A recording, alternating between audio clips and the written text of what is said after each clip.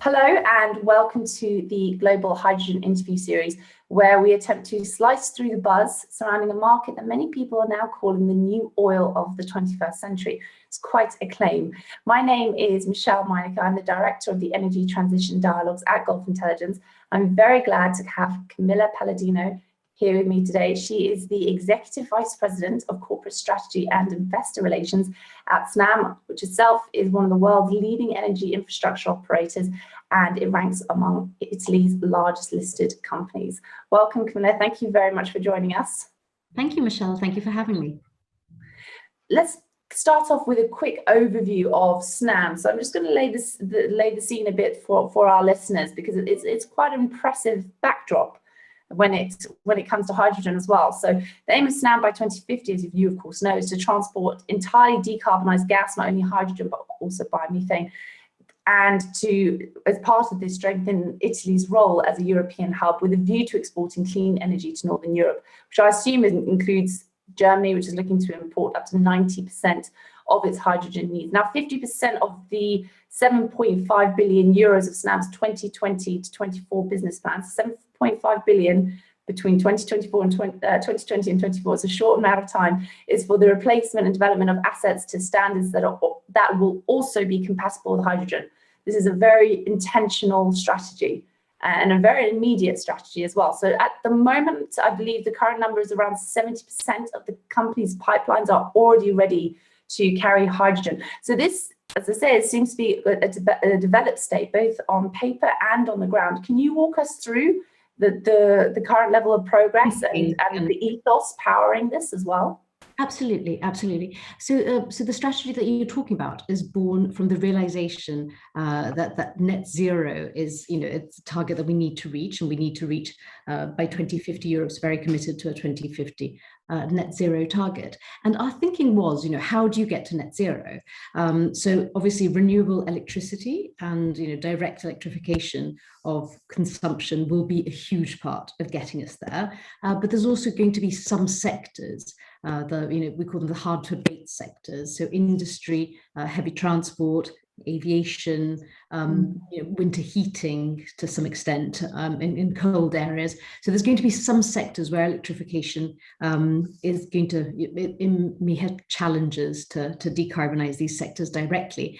So enter hydrogen and enter the need for a molecule that you can transport, you can store, and you can use to substitute fossil fuels in these uses.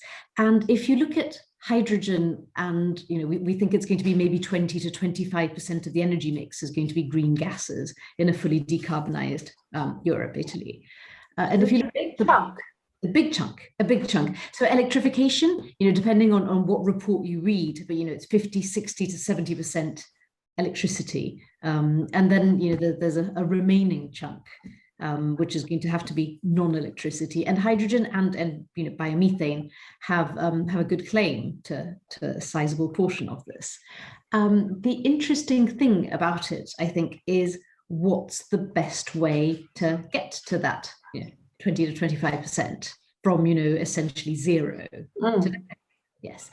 And one of the insights is that existing gas infrastructure gives you, a lot of optionality, because 70% of our pipelines, as you were correctly saying, can already carry hydrogen. The material from which they're made is hydrogen ready, and that means that you would need to make some investments to retrofit them. You need to change especially the compressor stations would need to be changed or adapted to hydrogen.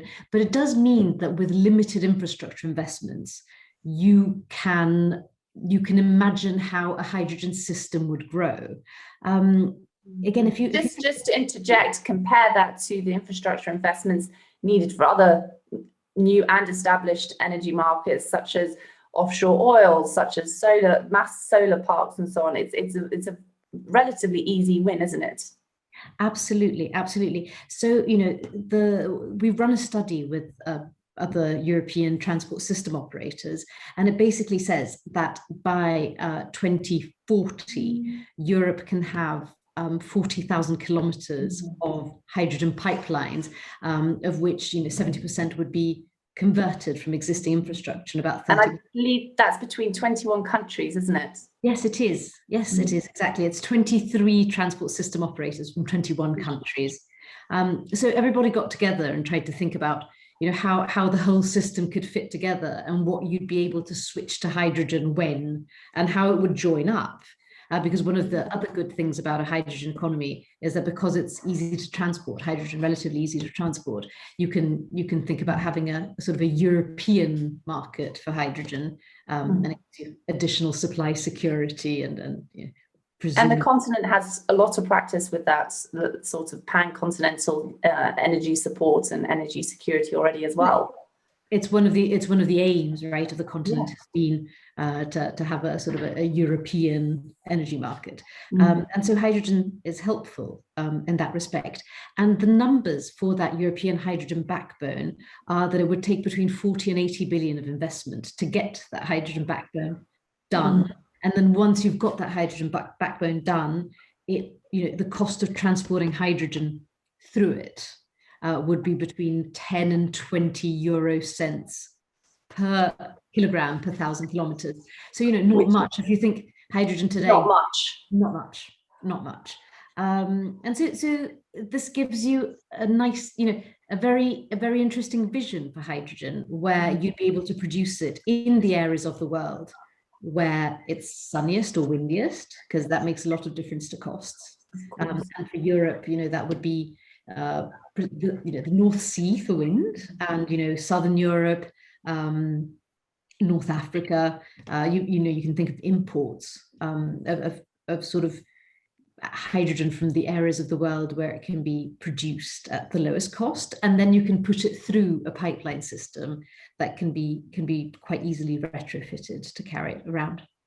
I'm glad you mentioned that about the imports and being from other parts of the world, because of course the Middle East is gaining, especially Saudi Arabia, is gaining a lot more attention as a potential exporter of hydrogen into Europe. It's very, very keen deals, or MOUs rather, have been getting signed with Germany in terms of looking into it more and knowledge building in this sort of space. How would that work with the because of course that can't all be via pipeline, or how would that work on a transport basis? Because there seems to be a few concerns about the cost of shipping and then transitioning to the pipeline.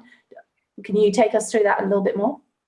I can. So the way I think, one of the ways to think about it is that you can obviously ship hydrogen, and one of the ways in which you can ship hydrogen is as ammonia combined with nitrogen to make ammonia, and that seems to be, obviously there's still analysis ongoing, but that seems to be possibly one of the most competitive ways of getting hydrogen across. And then once it's in, you can use it. Once it arrives, you can regasify it, turn it back into hydrogen and put it into a pipeline system, or you can use it as ammonia. If it's liquid hydrogen, if it's cryogenically frozen, you can use it as a liquid. So some uses, for example, trucking, there's some idea that you would then use it as a liquid, similarly to LNG today, analogies to the LNG market today, and that would give you that would remove one of the steps from the chain, right? You would be able to skip regasifying it, and be able to use it as a liquid. So I think it makes, at least at the moment, it makes a lot of difference whether you produce hydrogen in the sunniest regions or in less fortunate regions, and that means there's quite a lot of space for additional sort of logistic costs to get it wherever it needs to be, because the difference in production cost is so big. So if you think that on average, right, we're thinking about green hydrogen costs in the region of $5 a kilo at the moment, production costs. And if you apply the sunniest, so the lowest cost solar auction that's ever been won, which I think is $10 per megawatt hour, and if you apply that to the lowest cost electrolyzers that are used to make hydrogen, that are at least the lowest cost numbers that are around for electrolyzers at the moment, then you have hydrogen already today at a theoretical cost of $1.6. So and the goal is 1.5. So yes, well, $2 already, you would be competitive in some areas. So this would be already sort of hugely in the right direction. Exactly. And that's by 2030, that 1.5 figure. Well, it's heading more today, down right? decades. But it's a sort of a theory for today, because you already have a solar auction that gives you a reference price, and the talk of electrolyzers being built. So yes. Indeed. But I mean, these would be very reassuring figures for the investors, some of whom, and we've had them on the show as well, who say for them hydrogen is still considered a little bit high risk compared to some of the other energy markets, which isn't surprising. It's embryonic. It's understandable. There's still, like you say, a lot of it is still theory. But when you start seeing numbers like that from projects auctions that have closed, and electrolyzers that are at that price point, and of course are falling as well, that's the other factor there. Do you think that now is the time to really go for it on the financial side, and that investors can feel far more confident? What would you say to them? So I think that hydrogen, obviously, as you correctly say, hydrogen is a nascent market, or at least the green hydrogen market is starting up today, and a lot of work is being done to de-risk it. So on the production side, there's a lot of pilot projects ongoing on the final uses. There's projects to put it into steel. There's projects to use hydrogen in different directions, and have at scale projects. So that's going to help a lot in reducing sort of the risk profile of hydrogen investment. And if you think about when it's a market that is at scale, it's quite a simple market. It's not a particularly risky market. It's modular. You can spread. You can make lots. You don't have just one single massive project, but you can have modular projects, and it has no particular commodity risk. So you could think of it as being a market that's quite easy to invest in when it's at scale, and it's rapidly going in that direction. Well, like you said, it's got more of a low entry barrier than some of the other markets, and as it's part of that broader, cleaner market picture as well. Already the momentum in there for investor confidence is building, and it's that chicken egg situation with R&D investment and scaling up. It takes off very quickly. Indeed, it's a classic. So just on that R&D, so just before we wrap up, I want to ask you about an update, because in April 2019, Snam was the first energy company in Europe, which is quite an achievement, to introduce a mix of 5% hydrogen by volume and natural gas into its transmission network. So against that other backdrop that I led with, which is obviously impressive, what is the current state now since April 2019? What's happened here? We've done a 10% trial as well, so on top of that 5%. And the idea there is, because we think that blending hydrogen into the natural gas network gives you a really good option to scale it up quickly. So one thing that you were mentioning quite correctly is that the cost of electrolyzers is coming down. It's going to come down as the market scales up. There's a learning rate that will drive down the cost of electrolyzers. And one of the things that makes it a little bit difficult to ramp up the number of electrolyzers out there is that people have to convert their uses to hydrogen. So it's a market that all needs to align at the same time. But whereas if you blend even small amounts of hydrogen into the natural gas network, you can effectively decouple the rise in supply from the conversion of consumption very quickly. Put electrolyzers in the right places, blend the hydrogen in the pipelines, and then when you've got hydrogen at lower cost and at scale, you can start converting the final uses. So we think it gives you, it makes it easy to see how you could very quickly ramp up the market. And that was the thinking behind that trial. And how common is it in Europe to be doing that? Is this emerging as common practice, this blending, or is it something that Snam is doing more independently? But these were two trials. So they were short-term trials to to prove the concept, as it were, to show that it was possible to do in that specific area of the network. There's a number of blending trials and ongoing or announced. I read about them. I see that they're being done in different areas of Europe. And I think whether it's going to be done on a massive scale, on an ongoing and massive scale, will depend, I suppose, on the pathway to development that is chosen. Exactly. And the cost factors of that, if it becomes extremely cost competitive sooner than anticipated, then the emphasis on the blending won't be perhaps as intense. You said you did 2 pilot trials. So one, I imagine, was 2019, and then the 10%, when was that completed? A few months later, I think it was 2020. I think it was 2020, could have been end of 2019, but that was a sort of a doubling of the previous trial.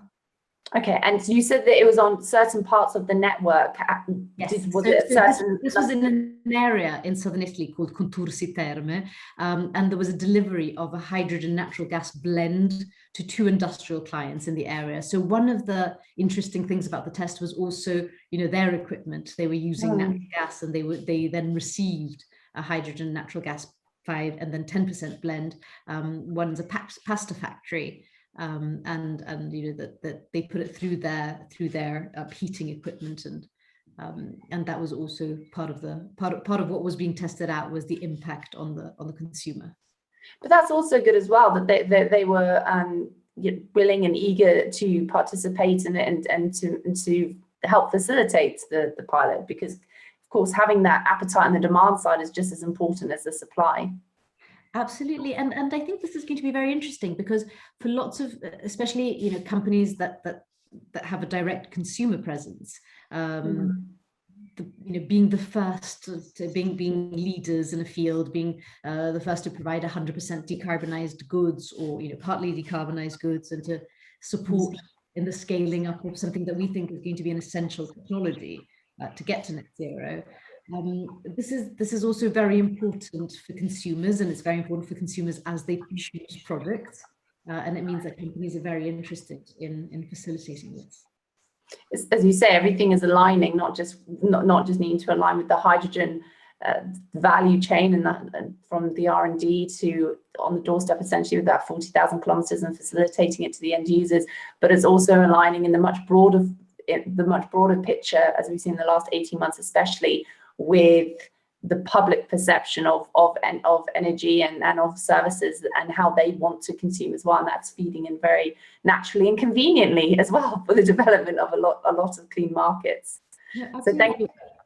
Well, just to finish off, but one of the things that I think is really interesting is that if you think about the extra cost of the hydrogen premium today, the difference between the cost of hydrogen and the fuel that you would be going to replace, may be significant still in some segments, but if you think about the impact on the consumer, it makes, we're talking about a few cents on, a pair of jeans or a pair of shoes, whether, if the fuel in the value chain is substituted, you use hydrogen instead. So alerting consumers to the fact that they can signal their interest in buying green options, and it doesn't make any significant difference in the price, I think will help the value chains to go in that direction. Absolutely, and the reputational value from that as well, not just among consumers but investors as well, with ESG climbing the ranks very, very fast. It all feeds into the same picture. Well, thank you very much for joining us. I think we've managed to cover quite a few topics, and I'd love to hear more about the mixing and the blending going forward, and if there are any further projects on that. So hopefully we can stay in touch, and you'll be able to join us again and give us an update. Thank you very much, Michelle. Thank you.